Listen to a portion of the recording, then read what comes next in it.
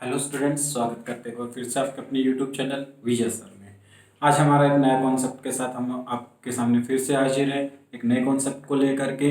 और आज हम पढ़ेंगे डी एंड आई ब्लॉक के एलिमेंट्स के बारे में, उनसे आगे जो हमने रिसेंट क्लास में पढ़ा था। तो लास्ट क्लास में हमने सिर्फ ट्रिक्स देखी थी कि कैसे उनको याद करने हैं, छोटी मोटी प्रॉपर्टी उनकी देखी थी कि क्या उनकी प्रॉपर्टीज रहेगी, एटॉमिक एनाइनिक क्या रहेगा, उनका एटॉमिक नंबर क्या रहेगा, और कुछ एक्सेप्शनल केसेस जैसे जिंक को लेकर के, कैडमियम को लेकर के और मरकरी को लेकर के थे कि वो क्यों अपनी ट्रांजिशन एलिमेंट्स में काउंट नहीं किए जाते। तो वो रीजन हमने आपको बता दिया था कि ट्रांजिशन एलिमेंट में काउंट क्यों नहीं किए जाते, क्योंकि जिंक, कैडमियम और मरकरी अपनी कॉमन ऑक्सीडेशन स्टेट और नेचुरल अकरिंग स्टेट में फुली फिल्ड डी ऑर्बिटल नहीं रखता, पार्शियली फिल्ड डी ऑर्बिटल नहीं रखता, फुली फिल्ड डी ऑर्बिटल रखता है। और according to transition element definition they elements can not fulfil the condition, ये कंडीशन को फुलफिल नहीं कर पा रहे थे। आज हम बात करेंगे इनके मेटालिक कैरेक्टर के बारे में। तो मेटालिक कैरेक्टर के बारे में अगर हम चर्चा करें तो मैं यहाँ बात करूंगा स्कैंडियम,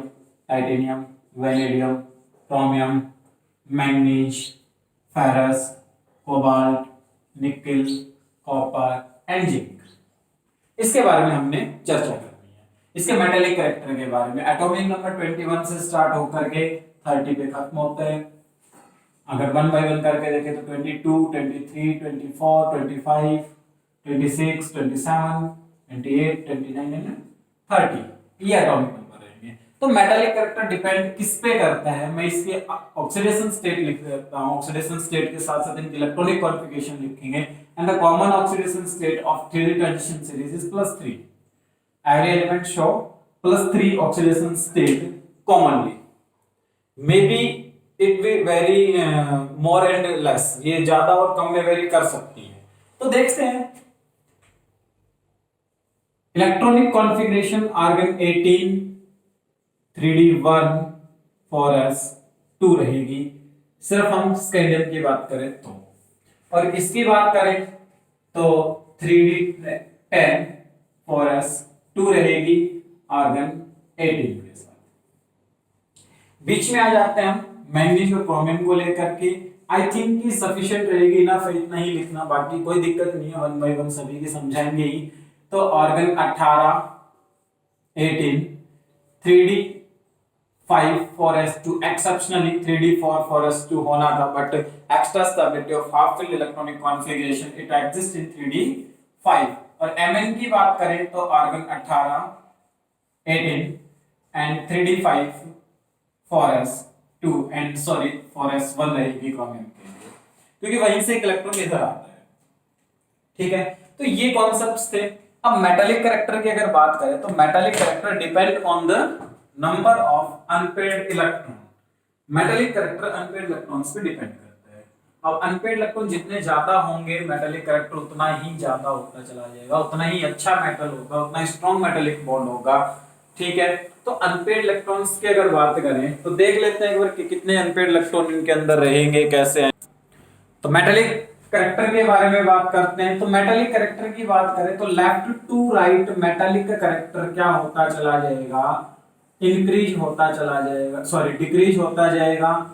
क्योंकि जितने, देखिए अनपेयर्ड इलेक्ट्रॉन की हम बात कर रहे हैं, आयनाइजेशन एंथैल्पी की लो होगी, लो आयनाइजेशन एंथैल्पी की वजह से, ध्यान रहे सिर्फ मरकरी को छोड़ करके बाकी सभी एलिमेंट सॉलिड स्टेट में रहेंगे। अब सॉलिड जितना ज्यादा रहेगा मेटल अच्छा रहेगा, जितना इजीली इलेक्ट्रॉन छोड़ देगा मेटल अच्छा रहेगा। तो लो आयनाइजेशन एंथैल्पी के जैसे इलेक्ट्रॉन इजीली क्या कर सकते हैं, ये छोड़ सकते हैं अपने। मेल्टिंग एंड बॉइलिंग पॉइंट की बात करें, क्योंकि मेटालिक कैरेक्टर की जब बात आती है तो melting point and boiling point की भी बात की जाएगी। तो मेल्टिंग बॉइलिंग पॉइंट में क्या होता है उसके बारे में हम थोड़ा सा चर्चा कर लेते हैं। मेल्टिंग बॉइलिंग पॉइंट में आप एक चीज को अच्छे से समझ लो, more unpaired electron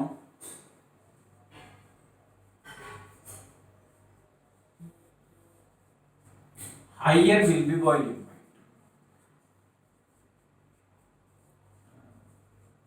जितने ज्यादा अनपेयर्ड इलेक्ट्रॉन होंगे बॉइलिंग पॉइंट ज्यादा और ज्यादा होता चला जाएगा। तो आई थिंक कि आप लोगों को समझ में आ गया होगा कि लेफ्ट टू राइट जाएंगे तो मेल्टिंग पॉइंट इंक्रीज होगा in the middle of series and after that it will decrease, उसके बाद ये डिक्रीज होता चला जाएगा। ठीक है, सिर्फ मैंगनीज को छोड़ करके बीच में एक्सेप्शनल बिहेवियर आ जाता है एक छोटा सा, उसको थोड़ा सा समझ लेते हैं कि क्या है वो एक्सेप्शनल बिहेवियर। इसका मेल्टिंग पॉइंट और बॉइलिंग पॉइंट को लेकर के देखते हैं। मैं इनकी एक एक करके इलेक्ट्रॉनिक कॉन्फ़िगरेशन लिख लेता हूं। पहले तो स्कैंडियम की इलेक्ट्रॉनिक कॉन्फ़िगरेशन लिखेंगे तो ऑर्गन 18 3d1 एंड फॉरस 2, उसके बाद ऑर्गन 18 3d2 फॉरस 2, स्कैंडियम के बाद टाइटेनियम, टाइटेनियम के बाद वेनेडियम, ऑर्गन 18 3d2 3 फॉरस 2, टाइटेनियम के बाद स्कैंडियम, टाइटेनियम, वेनेडियम के बाद chromium, exceptionally organ 18 3d5 फॉरस 2, chromium के बाद मैंगनीज Mn, इसको मैं अलग कलर में लिख देता हूं ताकि एक्सेप्शन है अच्छे से समझ में आ जाएगा, याद भी रहेगा, थोड़ा ध्यान भी रहेगा।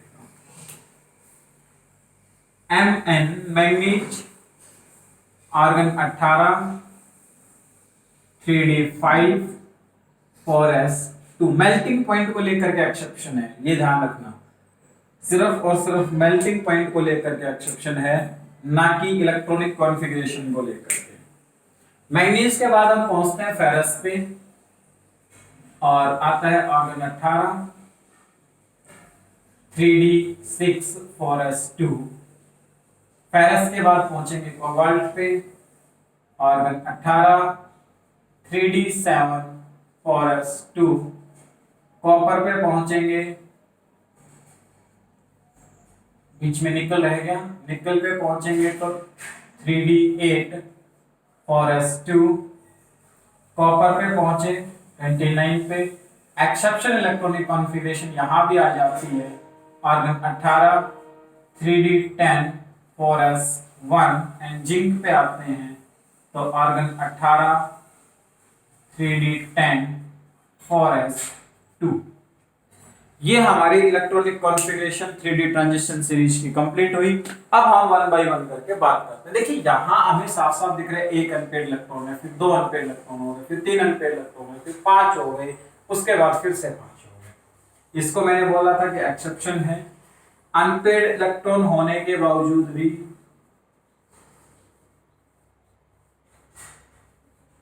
लो मेल्टिंग पॉइंट रखता है। मेल्टिंग पॉइंट क्या मिलेगा इसका? लो मिलेगा, अनपेड इलेक्ट्रॉन ज्यादा होने के बावजूद। ऐसा क्यों, उसका एक्सप्लेनेशन देखेंगे। बाकी देखिए यहां फिर 5 के बाद क्या हो जाता है, अनपेड इलेक्ट्रॉन 4 3 2 एंड 1 भी, तो उसके बाद मेल्टिंग पॉइंट वो क्या हो जाता है, लो। एंड जिंक इस सीरीज का लोएस्ट मेल्टिंग पॉइंट रखने वाला एलिमेंट है।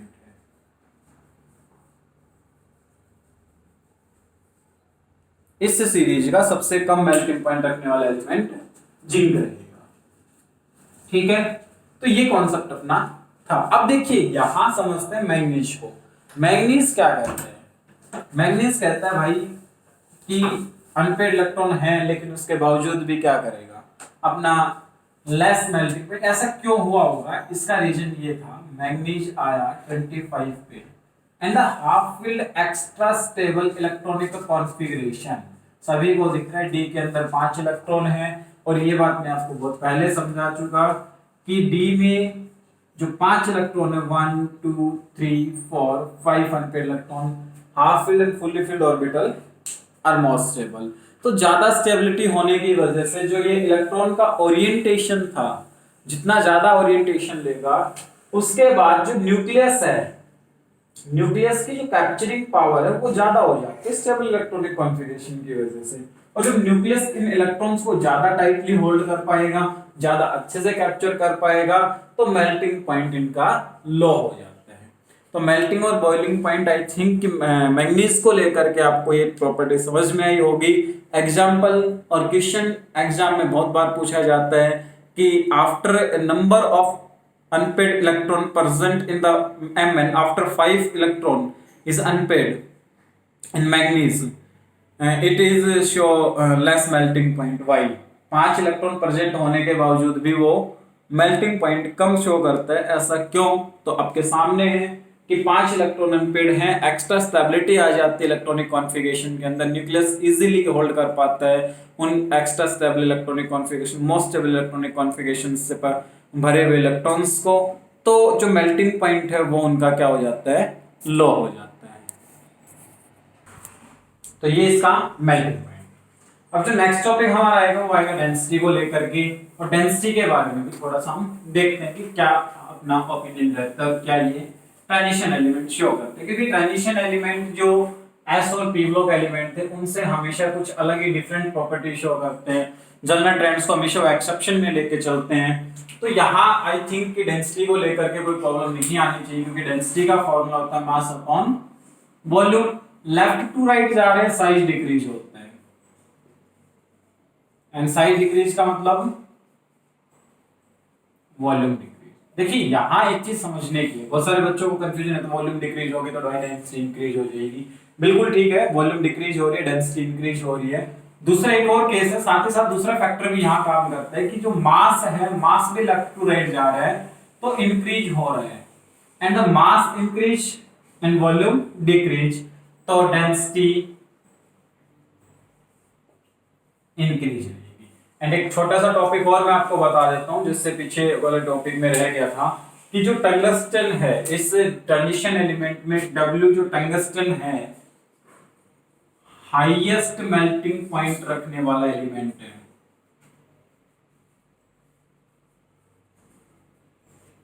मरकरी एकमात्र ऐसा एलिमेंट है जो मेटल होते हुए भी लिक्विड में पाया जाएगा।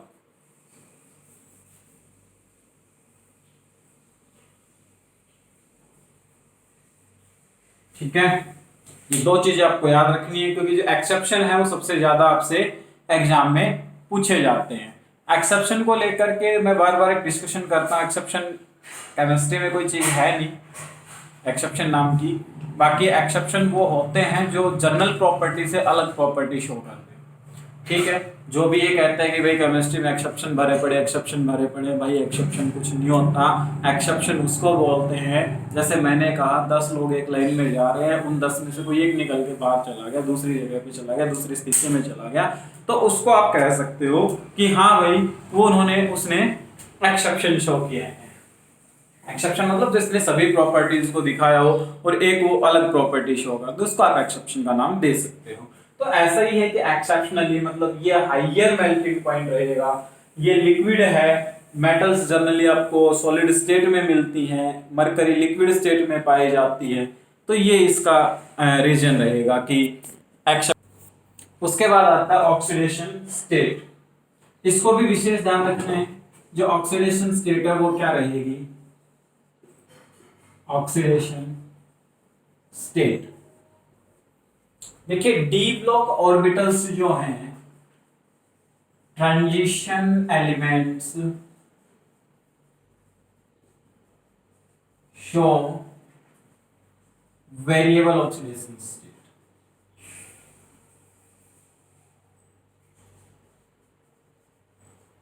ये अपनी वेरिएबल ऑक्सीडेशन स्टेट शो करते हैं। ऐसा क्यों हुआ, उस चीज को हम आपको एक्सप्लेन कर देते हैं। Transition elements show variable oxidation state due to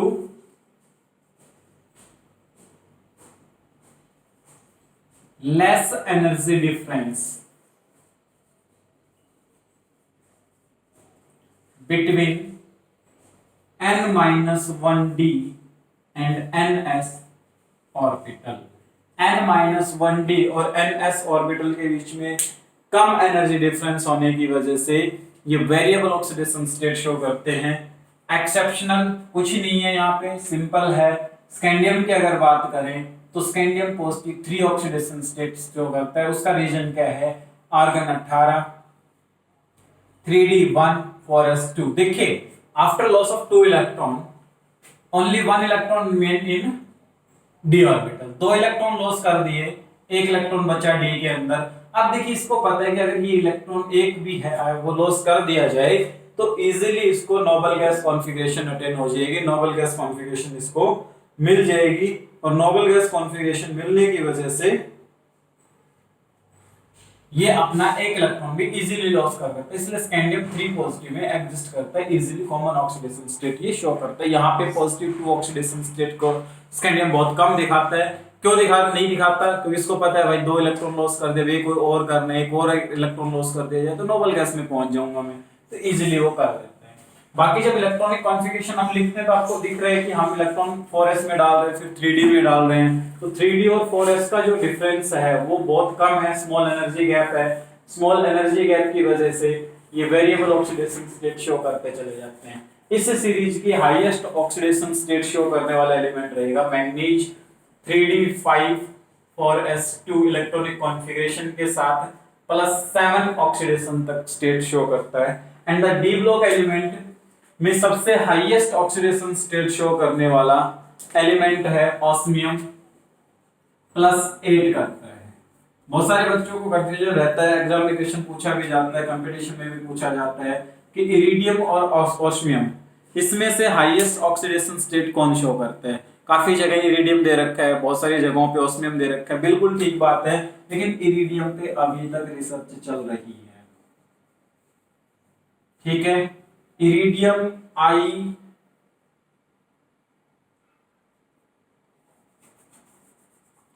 IR2 sorry इसमें मेरे को अभी ध्यान नहीं आ रहा कि क्या था वो, तो उस पर भी रिसर्च चल रही है कि इरिडियम ऑक्सीडेशन स्टेट शो करता है +9 तक, बट ऐसा नहीं है। इरिडियम अभी अपने +9 में स्टेबल कंपाउंड नहीं बनाता। हाँ, ऑस्मियम कंपाउंड स्टेबल बना पाता है, OS ऑस्मियम 2O8 ऑस्मियम ऑक्टाऑक्साइड ये फॉर्मेशन करेगा। यहाँ ऑस्मियम की जो ऑक्सीडेशन स्टेट होगी -2 चार्ज के साथ ऑक्सीजन बैठा है, तो -16 प्लस 2x की अगर बात करें तो +8 oxidation state, highest oxidation state का दर्जा अभी तक ऑक्सीजन को ही प्राप्त, ऑस्मियम को ही प्राप्त है। तो अब ये थी, उसके बाद ऑक्सीडेशन स्टेट के बाद हम बात करते हैं कैटालाइटिक प्रॉपर्टी, क्योंकि दोनों एक दूसरे से रिलेट करती हैं। डी ब्लॉक एलिमेंट्स जो हैं, most of the d block elements show catalytic property due to which region देख लेते हैं। कैटालाइटिक प्रॉपर्टी शो करते हैं, कैटलिस्ट की भूमिका निभाते हैं, उसका रीजन क्या है?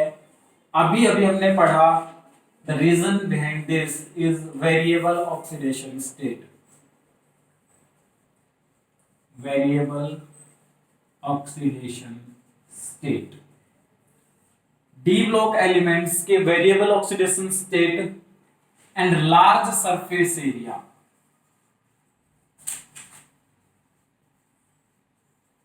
की वजह से, तो वेरिएबल ऑक्सीडेशन स्टेट है, दूसरा लार्ज सरफेस एरिया है, इस वजह से ये कैटलिस्ट की भूमिका निभाते हैं। कैटलिस्ट क्या होते हैं उसके बारे में अगर हम बात करें तो ऐसे कंपाउंड जो रिएक्शन में इन्वॉल्व तो होते हैं, रिएक्शन की स्पीड को फास्ट करते हैं और वापस जैसे थे वैसे ही बन जाते हैं, मतलब अपना खुद का बिना किसी चेंज के वो रिएक्शन की स्पीड को फास्ट करते हैं। बहुत सारे कैटलिस्ट रिएक्शन की स्पीड को स्लो भी करते हैं, तो वो अलग मैटर है, वो हम 5th यूनिट में पढ़ेंगे अच्छे से कि कैटलिस्ट का स्लो या फास्ट का क्या सीन है। तो यहाँ हम यही देखेंगे, जो कैटालाइटिक प्रॉपर्टी अपनी वेरिएबल ऑक्सीडेशन स्टेट और लार्ज सरफेस एरिया की वजह से डी ब्लॉक एलिमेंट शो करते हैं। लार्ज सरफेस एरिया कैसे है? क्योंकि ये S से तो छोटे हैं, जब हम लेफ्ट टू राइट मूव करते हैं तो इधर S ब्लॉक एलिमेंट बैठे हुए हैं, इधर बीच में आते हैं डी ब्लॉक और उसके बाद आता है P ब्लॉक। तो देखिए P ब्लॉक से तो ये बड़े हैं और S से ये छोटे, वैसे भी S बहुत कम है। तो यहाँ हम बात करें D का, तो लार्ज सरफेस एरिया हो गया, लार्ज सरफेस एरिया की वजह से होमोजेनियस कैटलिस्ट में यूज हो सकते हैं, सरफेस एरिया प्रोवाइड करवा सकते हैं, एक्टिवेशन एनर्जी प्रोवाइड करवा सकते हैं। और वेरिएबल ऑक्सीडेशन स्टेट का मतलब कि ये एक से ज्यादा ऑक्सीडेशन स्टेट शो करते हैं, जैसे हमने अभी बात की मैग्नीज +2 +3 +4 +5 +6 एंड +7 तक ऑक्सीडेशन स्टेट शो करता है अपने बहुत सारे कंपाउंड्स में। तो मैग्नीज अपने ए नंबर ऑफ ऑक्सीडेशन स्टेट्स में जा सकता है, अलग अलग ऑक्सीडेशन स्टेट में जा सकता है। और जब अलग अलग ऑक्सीडेशन स्टेट में जा सकता है तो क्योंकि कैटलिस्ट को रिएक्शन के बीच में इंटरमीडिएट फॉर्मेशन करने होते हैं और वो इंटरमीडिएट डिफरेंट ऑक्सीडेशन स्टेट में ही फॉर्मेशन हो सकते हैं, इसलिए यहाँ कैटालिटिक प्रॉपर्टी शो की जाती है डी ब्लॉक एलिमेंट्स और ट्रांजिशन एलिमेंट्स के द्वारा। ठीक है, बहुत अच्छे कैटलिस्ट की भूमिका ये निभाते हैं। उसके बाद आता है कलर कंपाउंड। कलर कंपाउंड भी डी ब्लॉक एलिमेंट्स फॉर्मेशन करते हैं। क्यों करेंगे? According to CFST crystal film splitting theory, D block जो हैं उनके बीच में, उनके अंदर क्या है, D orbital, D subshell, sorry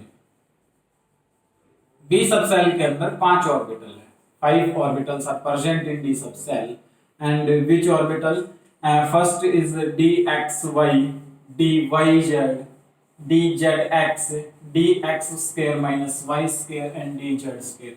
ये 5 ऑर्बिटल हैं। ये क्या करती हैं? पांचों की पांचों ऑर्बिटल बैठी हैं अपने एक सिंपल एनर्जी पे, हाई एनर्जी में जाएंगी, डिजनरेट होंगी, डिजनरेट होकर के स्प्लिट होंगी और स्प्लिट होने के बाद ये डी ट्रांजिशन शो करती है। ये हम अगली यूनिट में अच्छे से पढ़ेंगे कि what is D transition, briefly explain करेंगे वहां पे डी ट्रांजिशन। अब देखिए, मैंने आपसे कहा कि ये एक एनर्जी गैप है, इस एनर्जी गैप को ये वाला इलेक्ट्रॉन क्रॉस करके जाएगा इधर, ठीक है, तो इसने कुछ एनर्जी को एब्जॉर्ब करना है। तो मैं कहूं कि ये E1 है, ये E2 है फाइनल एनर्जी, और फाइनल एंड माइनस इनिशियल क्या आ जाएगा, delta E। According to de Broglie equation E is equal to h nu, de Broglie equation ये है, और E is equal to HC by lambda. और E क्या है, एनर्जी, और एनर्जी यहाँ पे क्या है, चेंज इन एंथैल्पी, तो delta E HC by lambda. मेरे को क्या निकालना है, लैम्डा निकालना है, तो मैं क्या करूंगा, lambda is equal to HC by delta E। जो चेंज इन एंथैल्पी आएगा, अगर मैं उसको यहाँ रख दूं तो मेरे पास क्या आ जाएगा, वेवलेंथ आ जाएगी, और जिस भी कलर की वेवलेंथ आएगी उसका कॉम्प्लीमेंट्री कलर क्या होगा, हमें उस कंपाउंड के लिए देखने को मिलेगा। ठीक है, अब कॉम्प्लीमेंट्री कलर क्या होते हैं? कॉम्प्लीमेंट्री कलर की बात करें तो मैं एक व्हील बनाता हूं, उस व्हील से देख लीजिएगा कि कॉम्प्लीमेंट्री कलर किस तरीके से आते हैं। किस कलर से लें, इसी कलर से उठा लेते हैं।